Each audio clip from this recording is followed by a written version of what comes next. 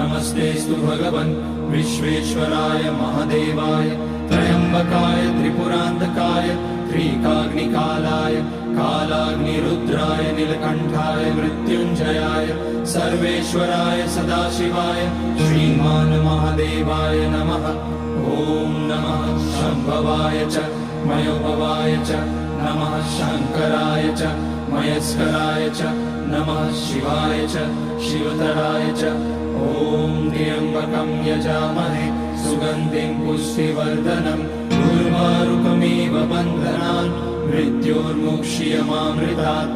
नागेन्द्रहाराय त्रिलोचनाय भस्माङ्गराय महेश्वराय नित्याय शुद्धाय दिगम्बराय तस्मै नकाराय नमः शिवाय। मन्दाकिनी सलिलचन्दनचर्चिताय नन्दीश्वर प्रमथनाथ महेश्वराय